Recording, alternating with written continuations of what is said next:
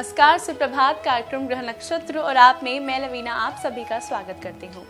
दर्शकों, आज के दौर में कई ऐसे लोग हैं जो रोगों और कर्ज से परेशान हैं। जैसे कि आज है मंगलवार का दिन, तो आज के इस कार्यक्रम में त्रिपाठी जी आपको बताएंगे कि हनुमान जी की कृपा से और हनुमान जी की पूजा से कैसे आप कर्ज और रोगों से मुक्ति पा सकते हैं। साथ ही साथ हनुमान जी की पूजा आराधना में हमें किन बातों का खास ध्यान देना चाहिए। साथ ही त्रिपाठी जी आपको ये भी बताएंगे कि 12 राशियों का राशिफल क्या कहता है और आज के दिन का क्या है शुभ रंग और शुभ अंक। मंगलवार को हनुमान जी की भक्ति दिलाए कर्ज और रोगों से मुक्ति। हनुमान जी के पूजन में रखें विशेष ध्यान, मिलेगा सुख, समृद्धि और सम्मान। आज के कार्यक्रम को आगे बढ़ाते हुए चलिए सबसे पहले स्वागत कर लेते हैं प्रख्यात नक्षत्र गतान्वेषी डॉक्टर शंकर चरण त्रिपाठी जी का। त्रिपाठी जी, आपका बहुत बहुत स्वागत है ग्रह नक्षत्र और आप में। प्रणाम। त्रिपाठी जी, आप दर्शकों को बताएं कि हनुमान जी की पूजा आराधना में हमें किन बातों का विशेष ध्यान देना चाहिए जिससे कि हमें संपूर्ण फलों की प्राप्ति होगी। चिरंजीवो 10 मूर्ति तो 10 चिरंजीवियों में रुद्रावतार स्वयं हनुमान है। और कर्ज मुक्ति हो या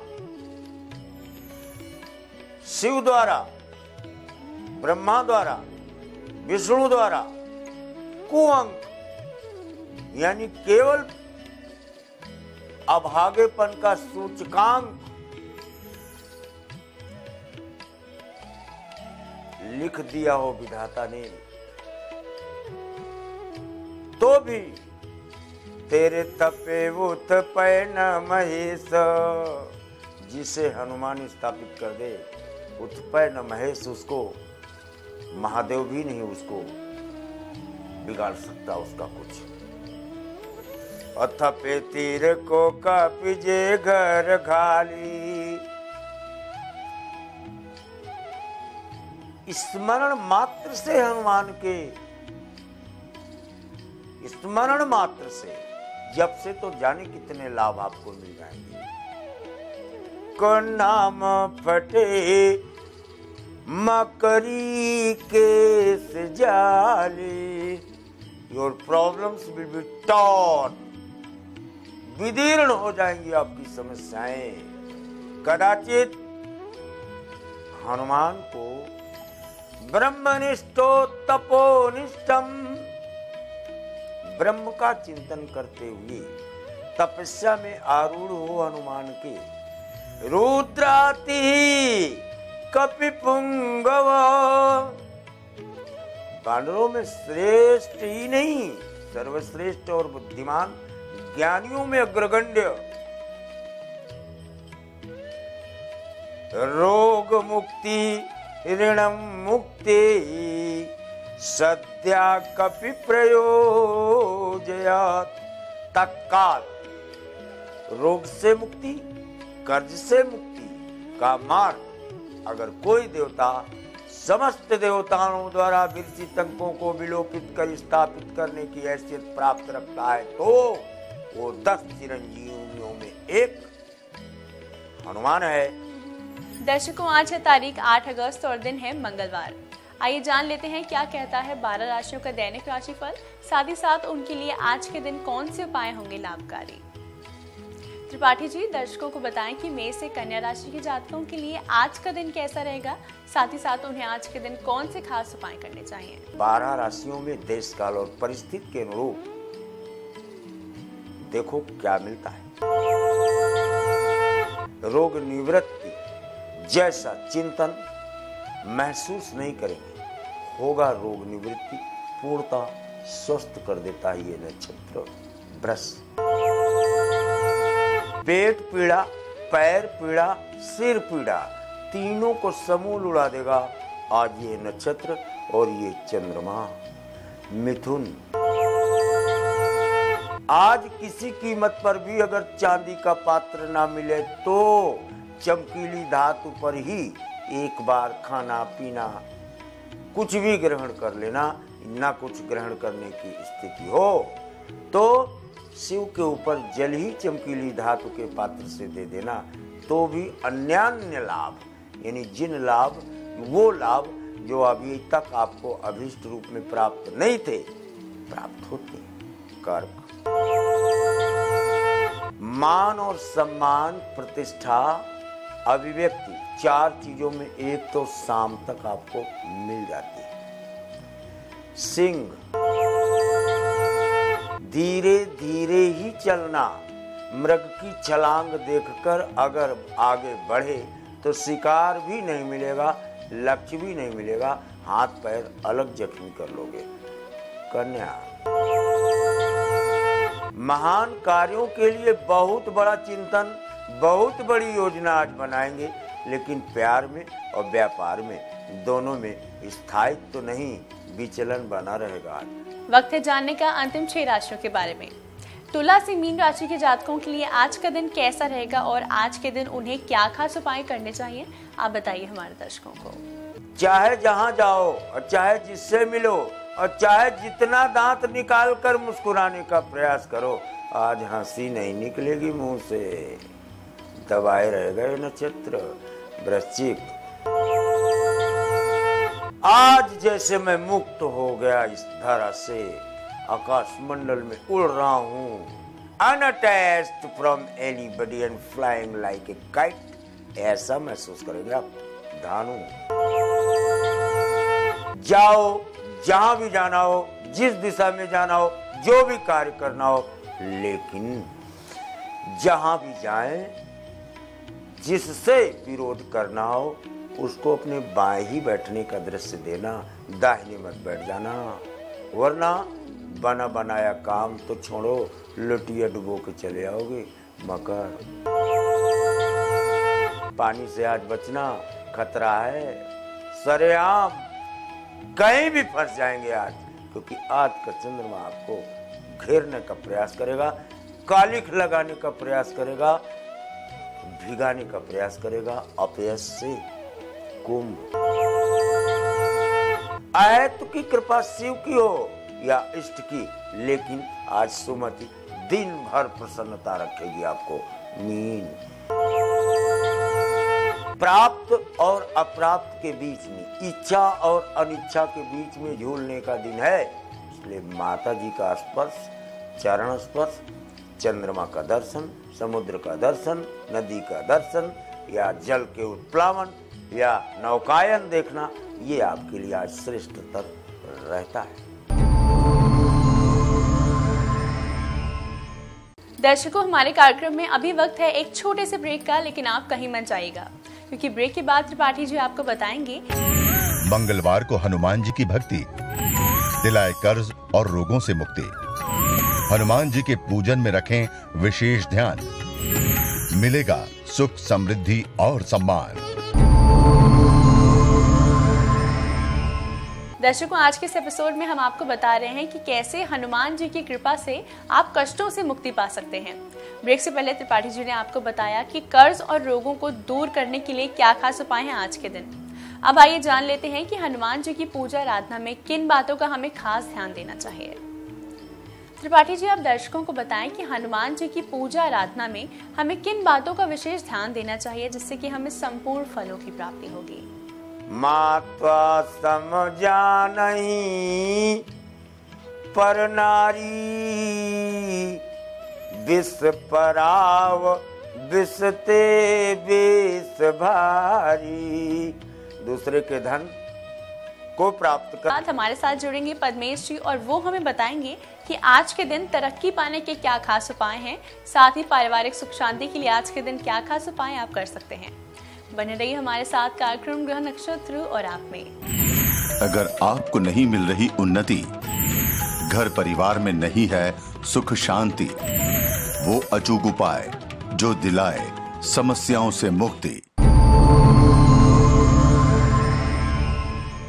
हमारे साथ जुड़ चुके हैं पद्मेश जी और वो आज हमें बताएंगे कि पारिवारिक सुख शांति के लिए, साथ ही तरक्की पाने के लिए आज के दिन क्या खास उपाय करने चाहिए। तो चलिए सबसे पहले उनका स्वागत कर लेते हैं। पद्मेश जी, आपका बहुत बहुत स्वागत है ग्रह नक्षत्र और आप में। नमस्कार।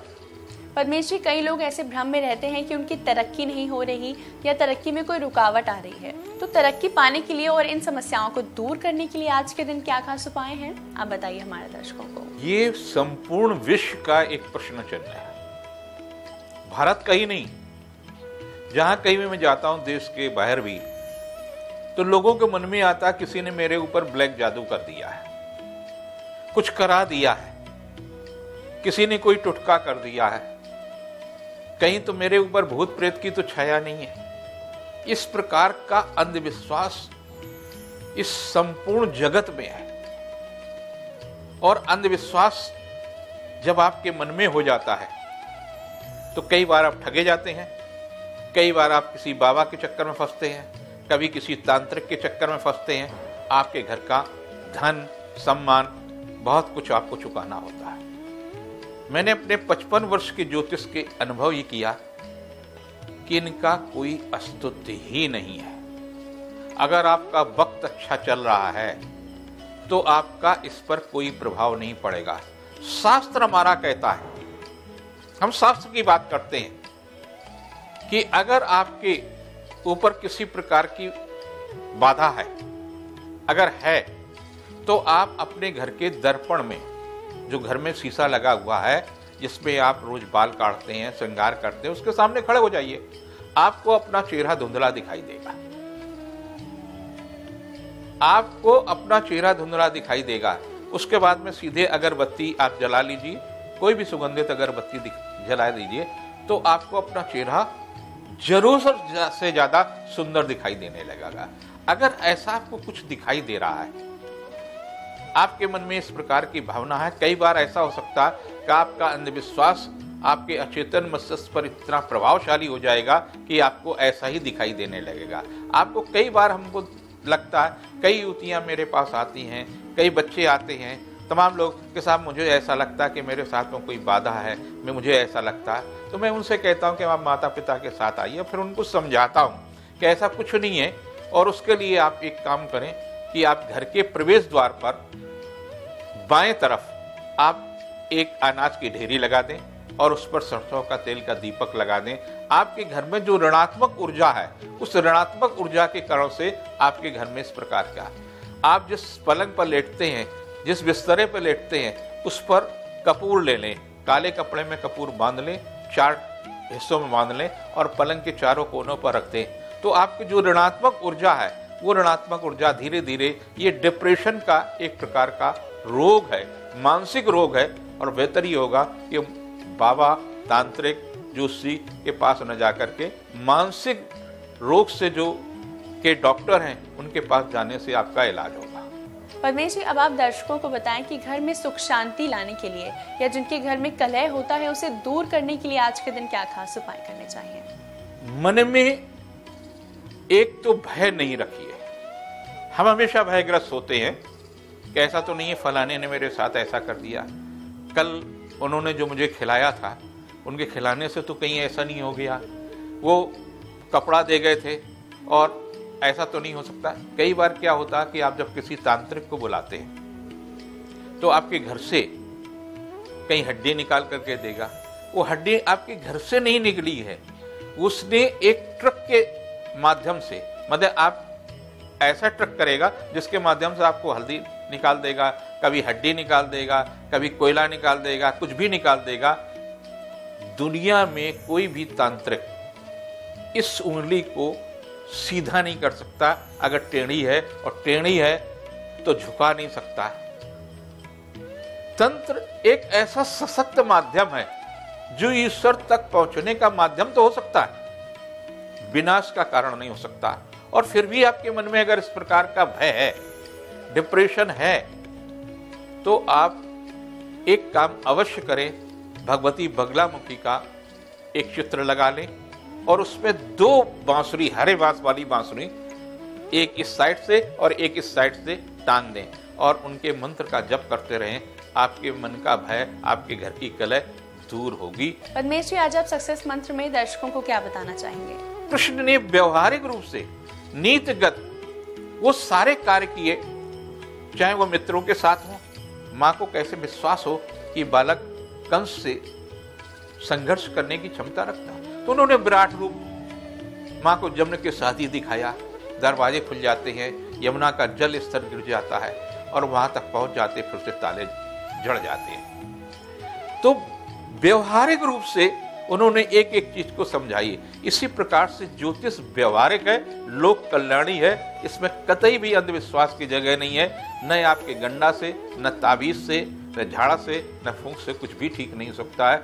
जो समय है उस समय के अनुसार आप भद्रा में काम करेंगे, पंचक में काम करेंगे तो नुकसान होगा, और आप अच्छे से मुहूर्त में करेंगे तो कम परिश्रम में आपको सफलता मिलेगी।